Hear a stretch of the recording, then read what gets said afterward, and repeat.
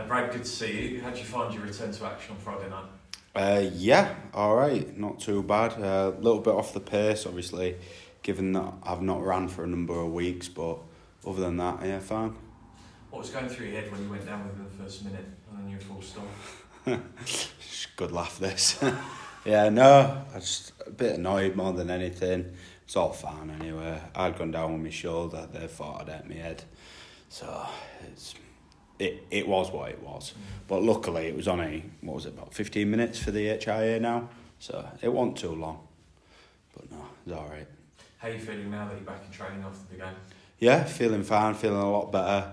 That was like my first full week's proper training last week. So feeling a lot better since then. Mm-hmm. Did you feel good to go for the game beforehand? As I know Simon was going to give you as much time as possible beforehand.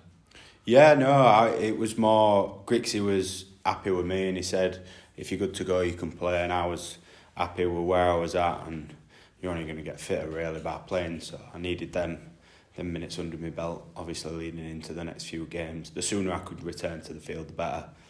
Mm-hmm. How have the last few months been for you after getting the injury in pre-season? All right, just like anytime you're injured, it's a bit of a drag. It's just a bit of hard work until you can get to where you want to originally be. But no, it's been fun. In a psychological sense, did it hurt a bit more having been handed the responsibility of vice-captaincy before the start of the season, only to then not be able to execute it in a way? Yeah, it was more annoying than anything because you feel you're in a position where you want to talk and contribute with a group and talk in videos and things like that, and you still can do that and speak, but you feel a different way because you're clearly not contributing on the field because you're not on the field as much as you would like to be. What kind of role did you play then? Did you keep your distance or did you try and remain as involved as much as possible? A mixture of both really. When you're injured, you are away from the playing group. That's just a fact. You're not on the field. You're doing your own thing. You're doing your rehab. You're doing your recovery, that sort of thing. So I was in and around as much as plausibly possible, but there's certain aspects you just can't be there. How difficult was it as well, seeing the team struggle on the field, to see Tony Smith lose his job as well? Yeah, no, difficult one. Like Tony, great bloke, but unfortunately, we'd not been winning and it not been going our way, and sometimes that's what happens. And a lot of change as well. What have you made of that? Richie Myler coming in, you've got John Cartwright coming in next season. Yeah, there's a lot of change, yeah. I mean, it all seems to be positive. It's spoken about in a positive light, and if it comes through well and we start performing well and we train well and play well, then I can't see any of it being a bad thing. Have you managed to speak to John yet? No. What do you know about him? Very little, to be honest. He's not been head coach for a number of years, has he? But obviously, I think he's chosen that as opposed to being forced into that. He's chosen to be an assistant, and he's more than capable for the job. So we'll see what he wants to do and how he wants to play. And how have you found working alongside Simon Griggs as he stepped up to be interim head coach? Yeah, no, Griggs has stepped up. He's took on more of an active role, obviously, with being head coach. He's a lot more vocal than he was previously. I think he's doing a pretty good job so far. We're improving week on week. We had a slight dip a couple of weeks ago, but other than that, I think the team has improved week on week, and hopefully either this week or in the coming weeks we can start to pick up some points.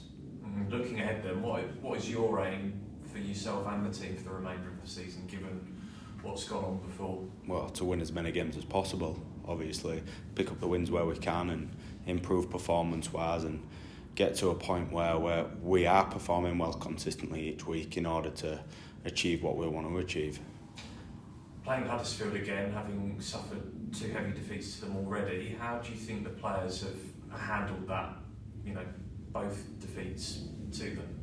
What do you mean? Well, the nature of them both being particularly heavy ones, how much have they scarred the players at all in any way? I mean, you get beat, that's a fact of life and a fact of the game. It's just, we've not been playing well in previous weeks, in the first few rounds of the season, especially not where it's poor, and when you pour against a team as clinical as Huddersfield, they're going to score some points, and that's what's going to happen. If we turn up and we're not good this week, they'll score some points. but it's up to us to turn up and perform well in order to eradicate that and see what we can do. What do you think you need to improve on from the game at Cass? Just a few simple errors. We had simple errors that was defensive errors with the ball, just at key moments. So there was times when we was down their end, we was defending well and play a 5 penalty, it happened again, play a 4 penalty, and then they just, at short field at Cash, they come up the field and scored points in us, and some of the points they scored, they weren't great tries, they was easily stoppable, but there was a couple of areas of miscommunication where blokes didn't do the right thing and it cost us. It was just silly errors, which we can cut out quite easily, I think.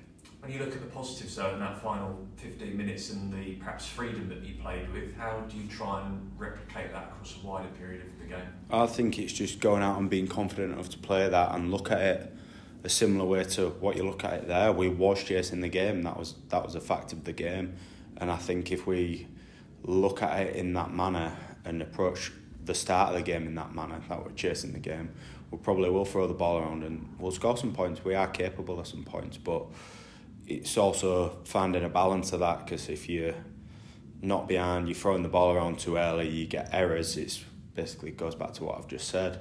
You start making stupid errors, these little mistakes, they're not that little and they'll cost you the game. Mm-hmm. One other positive from the Cass game was Logan Moy at full back. How are you trying to help him and the other younger players at the moment as vice captain?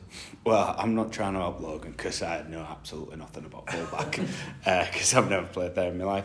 No, just trying to be supportive to the younger players, show them what I know, teach them what I know, and just more, when you're a young player coming through, one of your biggest things is confidence and believing that you are meant to be there and that you're capable of being there, which they all are. So it's just showing them that and showing them that you believe in them and that you trust in them to do the job that they're assigned to do, and I think the boys can do that. Looking at your opponents on Friday night, what do you make of Huddersfield at the moment? Huddersfield, they're always quite similar each season. They're always very well drilled, rather. They do similar things each week, similar players. They're very clinical in what they do, and they keep turning up and doing the same things regularly. And that works well for them. They've always been a team that's completed eye and look to sort of box you out of the game towards the end of it by completing eye and sticking to the systems, which is something we've got to combat against. Just final one from me, the final game before the break for the Challenge Cup final, and then a difficult set of fixtures after that. What would represent to you a good platform to build off of going into that break in terms of performance? What, a platform off this week? Yeah.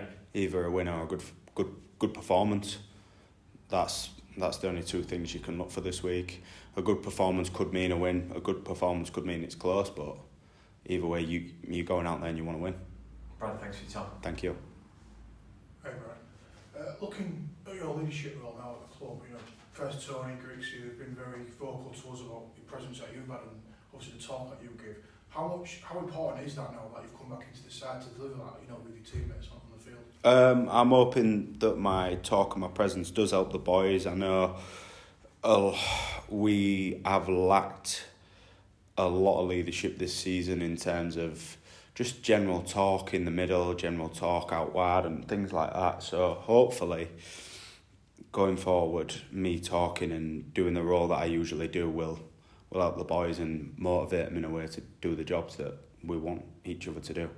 How important is that talk on a game day in a game? Well, it's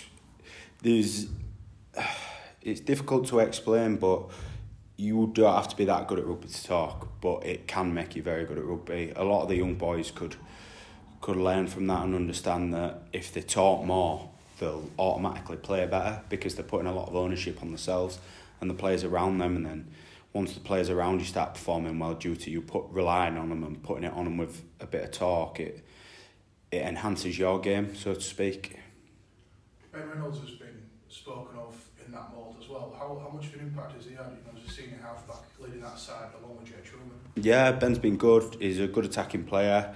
Played with him a number of years ago at Lee, and he was always very vocal there, and he gets in shape well. He talks to his edge men, gets them in shape well, and when he's talking that early and getting things ready, it makes the game a lot easier. Similar with Truey, he's nice, cool, calm, collected with his talk, but he's doing it in plenty of time and he's getting boys where he wants them in order for him to use them, so it's good. Brixie spoke of a lot of positives after last week, not just for the final 15-20, but throughout the game. I suppose it's like you said earlier, you just cut out the daft mistakes and you show that you can't actually be competitive this year. Oh, definitely. We can be competitive and we will be. It's just there's a few things that need fine-tuning, like you say, with errors and penalties, things like that. And once we get our heads around that and those things are sorted, I think we'll be there or thereabouts each week. So the confidence is still there within the group that you can go to Huddersfield, get a result? Yeah, definitely. We haven't got a bad team at all. We've got a very good team, got a strong squad. It's just doing our jobs right in order to get what we want. So a lot of new faces, you mentioned Ben, but obviously there's Yusuf, Tom Briscoe's back at the club. There's a lot of change. Have you felt that in terms of personnel? Because there's a lot of departures as well in like mid-season. What do you mean? So have you felt like the change with the players? Have you felt like the styles have changed, or is it the same like methods that you boys are using? Have they had to adapt to what you want to do? Well, any team that you go into, you do as the coach says. So regardless of who you are, what position you play, where you're from, if Grixie's coach, which he is at the minute, then you come into his system and you do his systems. It's not there is some adaptation in a couple of weeks, finding out how he wants you to defend, how he wants you to attack, but everyone does that. Has that been an easy transition from Tony to Grixie then? I wouldn't have said it's been an easy transition. No one wanted to lose Tony particularly. We all like the guy and he's a great fella, like I've said previously, but obviously Grixie was under him. He has changed things slightly. I don't think he's gone overboard. I think that was a decision he's made to not go too far from what we've previously done, because otherwise if you just completely flip the system, you're not going to get anything. Cheers, Brad. No, thank you. Hi, Brad. Just since the recent change, and apart from the London defeat, it seems as though there's a lot more cohesion on the field with the players. How do you maintain that and build on it? I think just training week in, week out, doing the right things. Grixie's brought in a few things where we're training together, we're running to drills together, we're doing certain things that make it feel a lot more close and cohesive. And we're all working hard and we are turning up for each other at the minute, which is good.